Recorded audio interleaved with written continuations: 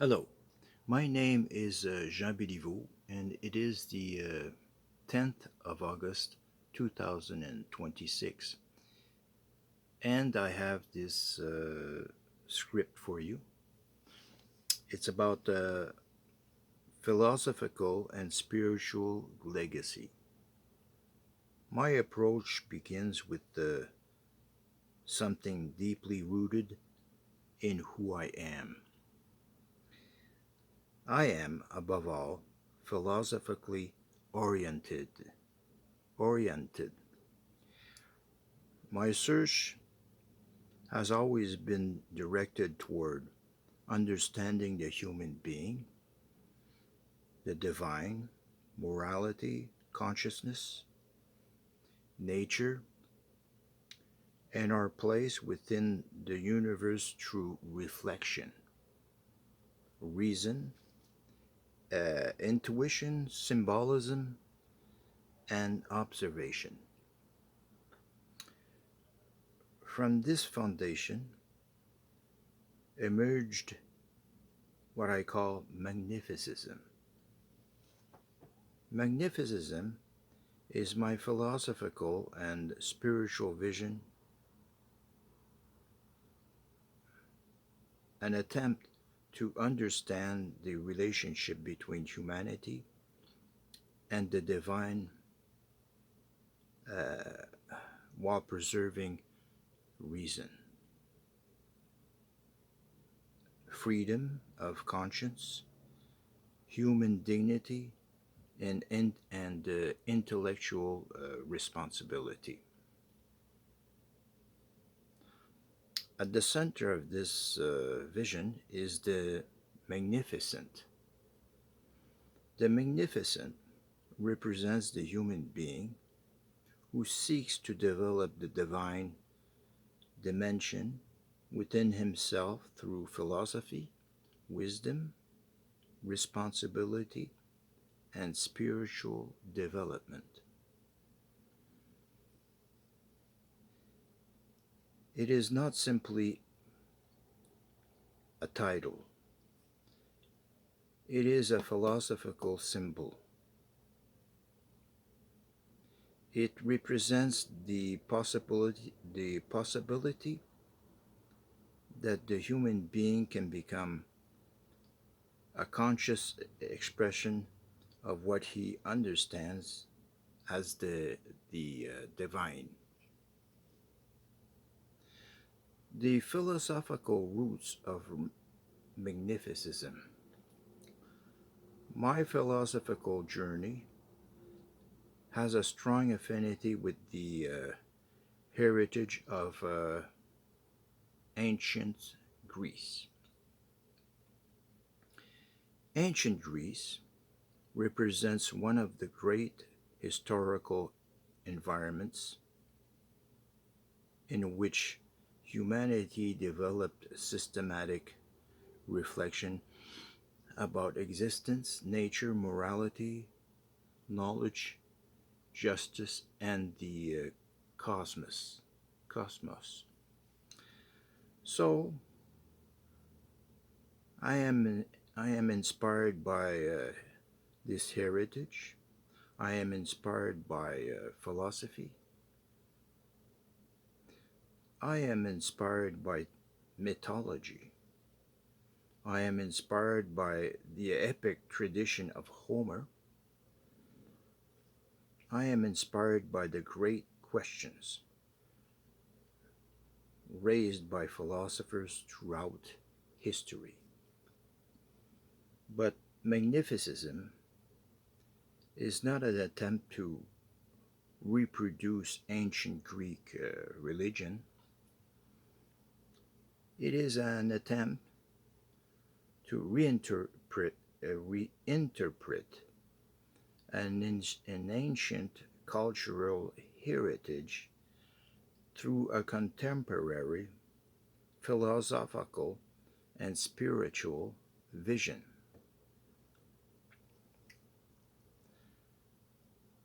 The, the past becomes a foundation, but the future remains open. The symbols of antiquity can be transformed, they can acquire new meanings, they can become instruments for reflection rather than objects of unquestionable obedience. Zeus and the Magnificent. Within Magnificism, Zeus is my conception of God. But the Zeus of Magnificism is not simply a repetition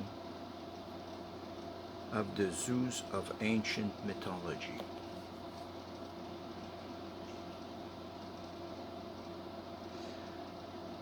I reinterpret Zeus within a monotheistic framework. Zeus represents the divine source as I understand it. He represents power, consciousness, order, creativity, transcendence, and the unity that can exist behind the diversity of existence. And within this philosophical framework, the Magnificent represents the human relationship with that divine source. The distinction is important. Zeus represents the divine. The Magnificent represents the human being who seeks to embody, express, understand, and develop the divine through conscious, philosophical, and spiritual action. The Magnificent, therefore, becomes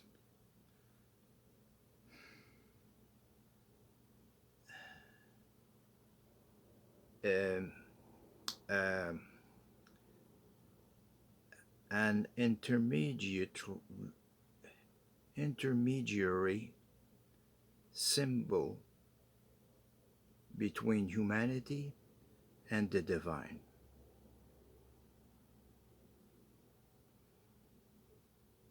Not because the human being becomes omnipotent, not because the human being becomes the creator of the universe, but because the human being can develop a profound capacity to express wisdom, compassion, reason, creativity, responsibility, and spiritual consciousness.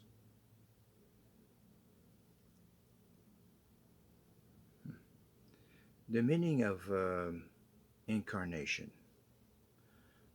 One of the deepest ideas within Magnificism is the idea of symbolic incarnation.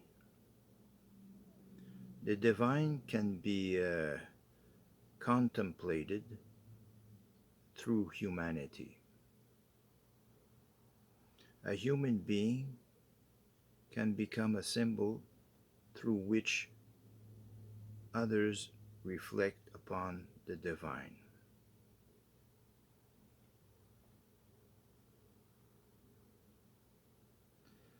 For me, the Magnificent represents this possibility.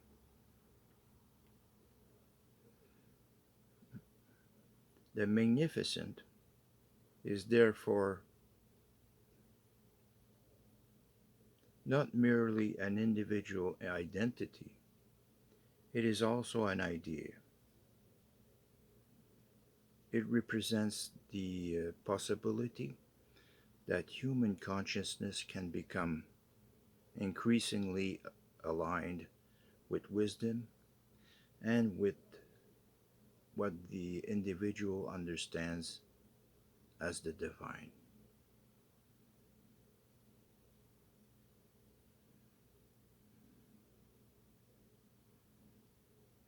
The important word is simple, is symbol. That is, uh, no, the important word is symbolic. What? Yeah. The purpose is not to abandon reason.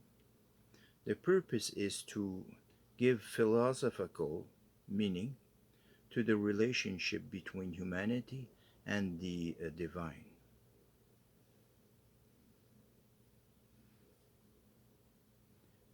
Reason and spirituality. Uh, Magnificism therefore seeks a relationship between spirituality and reason. I do not believe that spiritual life should require the abandonment of intelligence. On the contrary, the more profound the spiritual question, the more important intellectual discipline becomes. A spiritual belief should be capable of being examined. A philosophical idea should be capable of being questioned. A personal experience should be distinguished from an objectively established fact. Fact. And an extraordinary experience should not automatically become a universal rule. The principle is extremely important to me. Yes, this principle is extremely important to me. The exceptional should not automatically become the norm. A personal experience can be uh, meaningful. A spiritual experience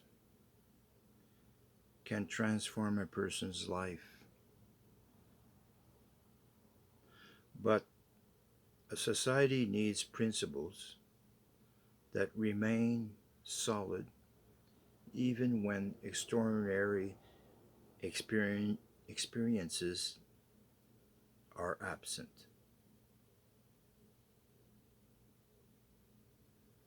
This is why Magnificism places such importance on reason, symbolism, morality, and discernment. My personal spiritual experiences. My own life has included experiences that I interpret as extraordinary or spiritually significant. I may understand some of them as manifestations of divine inspiration. I may interpret them through my relationship with Zeus, but I recognize an essential distinction. My personal interpretation is not automatically scientific proof. I can sincerely believe that I experienced something extraordinary without demanding that everyone else accept my interpretation as an established fact. If some experience can someday be investigated scientifically, I can be that is it can be investigated. If it can be reproduced, it can be studied. If it cannot be demonstrated, it can remain part of my personal spiritual history.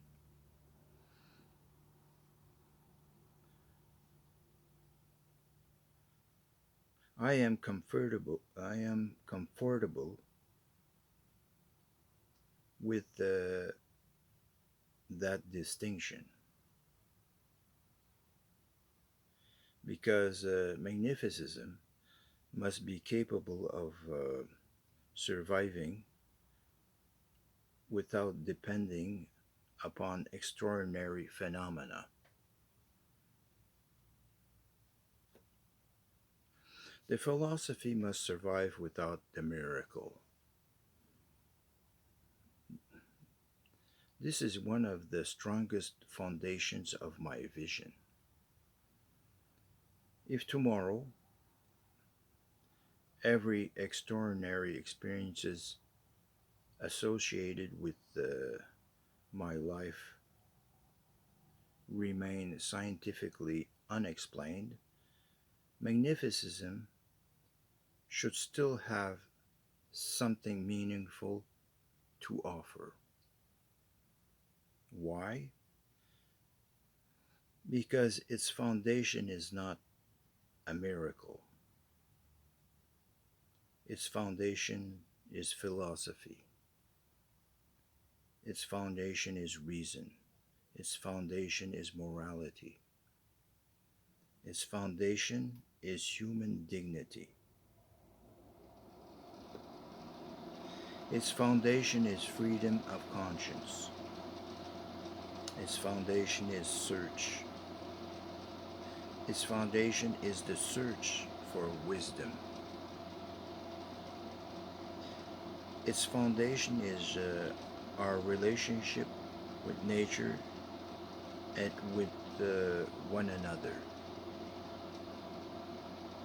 And its foundation is the human search for the divine. This is why I distinguish between what I experienced and what I have built from these experiences.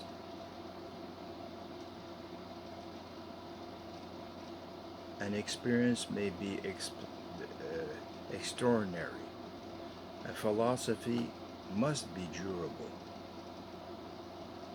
An experience may belong to one person. A philosophy can be offered to humanity.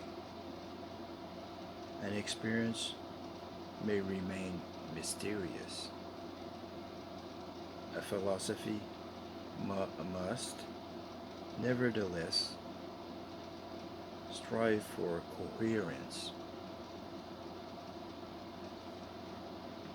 The magnificent as a model of development. The magnificent, therefore, represents a path of development. It is the movement from intelligence toward wisdom, from knowledge toward understanding, from power toward responsibility, from individual consciousness toward a deeper awareness of humanity, and from separation toward harmony. The magnificent is not defined simply by what a person can accomplish. The magnificent is defined by what a person chooses to do with what he has developed.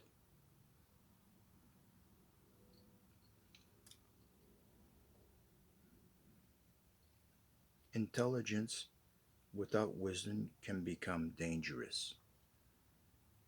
Power without morality can become destructive. Technology without responsibility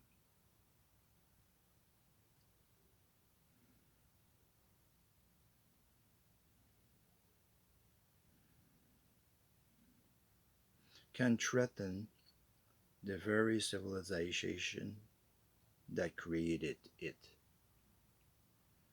Therefore, the development of humanity must not be exclusively cognitive, it must also be emotional, moral, intuitive, spiritual, and ecological. The human being must develop the whole person.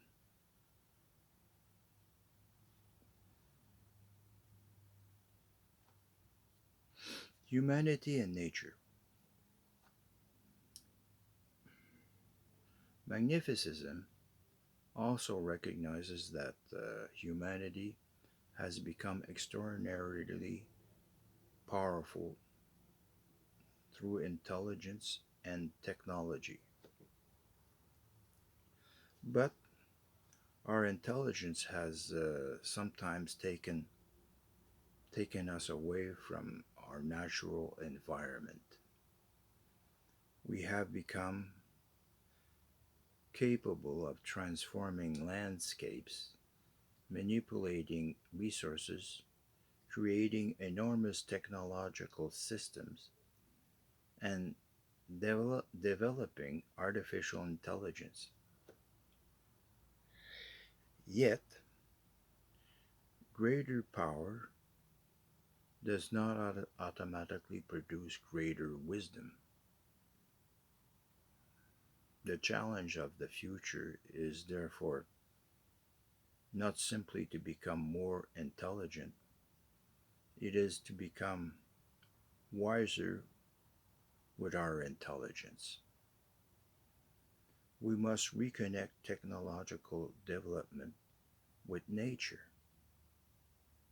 We must reconnect knowledge with responsibility.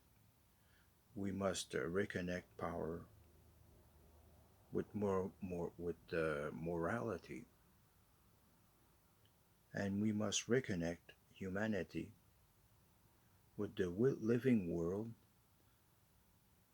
that made our existence possible. Freedom of conscience. Freedom of conscience must remain at the center of magnificism. I want people to be free to accept magnificism. I want people to be free to question it. I want people to be free to question it. I want people to be free to reject it. I want people to interpret the magnificent symbolically, spiritually, philosophically, or in whatever way they find meaningful. And I want people who do not believe in the divine at all to remain free to live according to their conscience. This is fundamental. I offer a philosophy. I do not claim ownership over people's conscience. If Magnificism is truly concerned with human dignity, it must respect the dignity of disagreement. A person who disagrees with me does not become my enemy. A person who rejects my philosophy does not lose their value. And a person who interprets the divine differently remains a human being worthy of dignity and respect. So, transmission to future generations.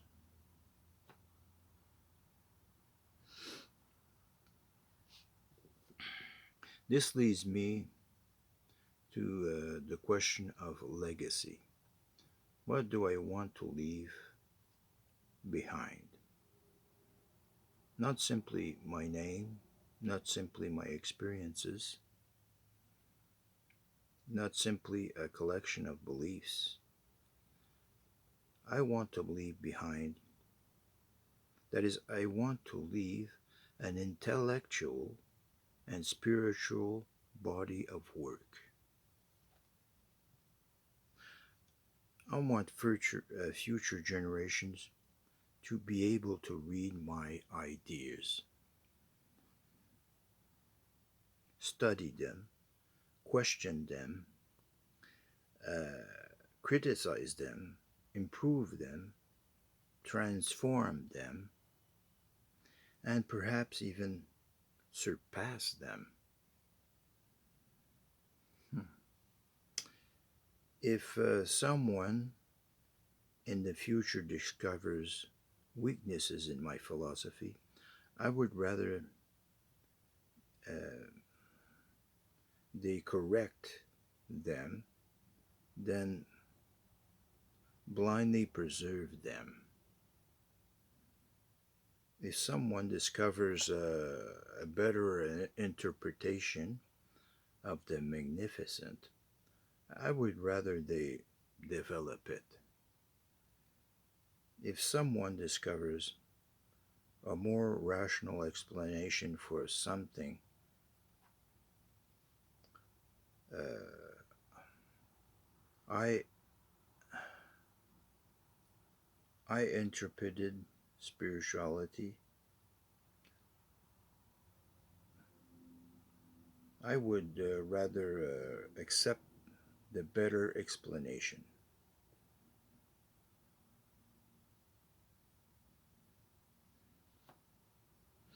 Because the purpose of philosophy is not to freeze thought,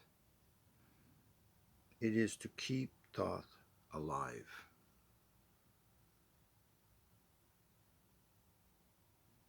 A universal vision, although Magnificism has particular cultural and philosophical roots, its ultimate horizon is universal. The human search for meaning does not belong to one nation. Wisdom does not belong to one culture. Nature does not belong to one civilization. See. And the question of the divine does not belong exclusively to one people.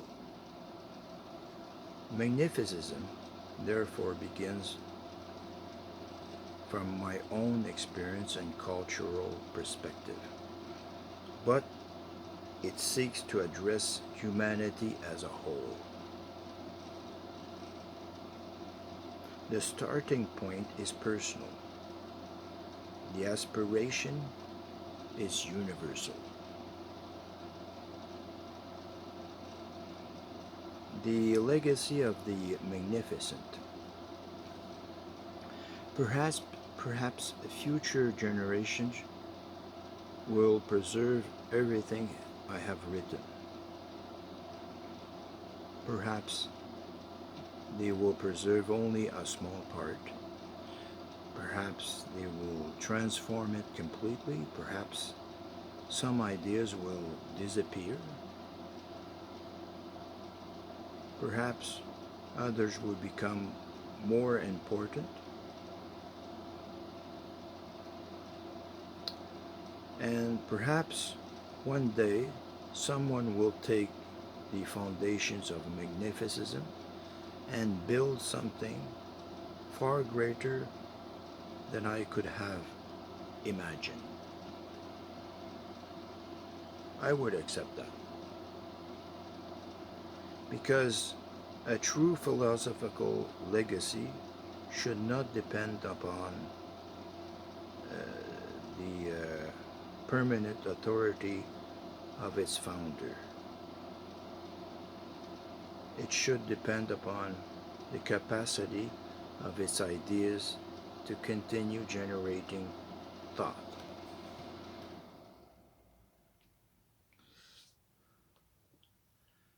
Uh, the Magnificent, therefore, is not only a person, it is a philosophical symbol. It represents the possibility that the human being can seek the divine while remaining intellectually responsible.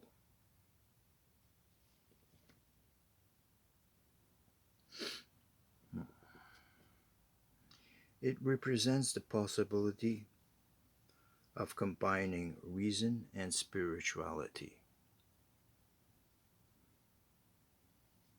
It represents the possibility of transforming intelligence into wisdom. And it represents the possibility of leaving humanity with something that can continue developing long after its creator is gone.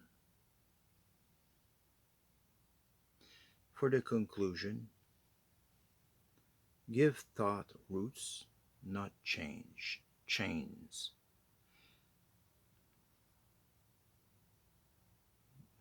This is ultimately what I want Magnificism to become, a philosophy rooted in reason, a spirituality rooted in symbolism, a moral vision rooted in human dignity,